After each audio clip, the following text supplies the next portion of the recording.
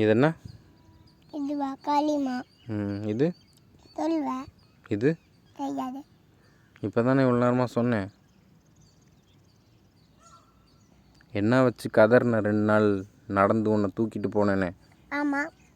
அப்போ அந்த நோம்புனா என்ன? நோம்புனா அல்லாக்காக.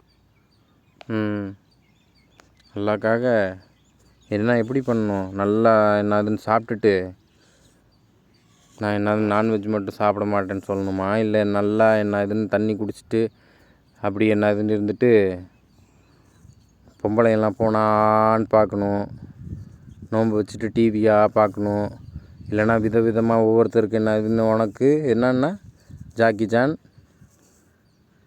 மோட்டு பட்லு,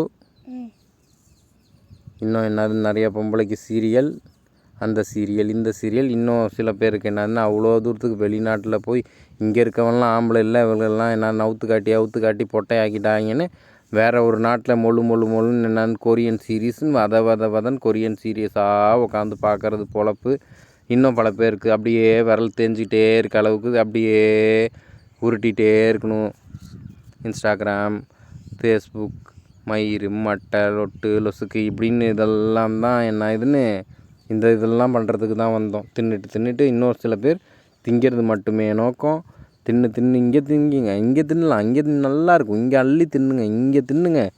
எந்த ஒரு ஹோட்டல்லையா அது காசு வாங்காமல் சோறு போடுறானா?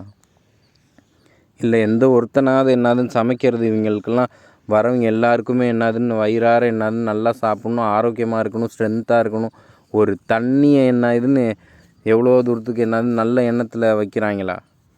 நான் ஒரு ஹோட்டலுக்கு ஓட்டினேனே, அந்த ஒரு டேபிள் துடைக்கிற அம்மா ஒரு பொம்பளைங்களில் என்னதுன்னு 100%ல் 98% என்னதுன்னு மோசமானது இருந்தாலும் 1-2 என்னதுன்னு என் கண்ணுக்கு தெரிஞ்சது தண்ணின்றத எனக்கு தாகமே இல்லைனாலும் எனக்கு எடுத்துகிட்டு வந்து வைப்பாங்க. அன்றைக்கி நான் போய் சாப்பிடும் போது ஒருத்தவங்க இன்னும் வேணால் அபூபக்கருக்கு எடுத்துக்கோங்க அப்படின்னு சொன்னாங்களே, இந்த சம்சா எடுத்துக்கோங்க அப்படின்னு ஞாபகம் இருக்கா இல்லையா?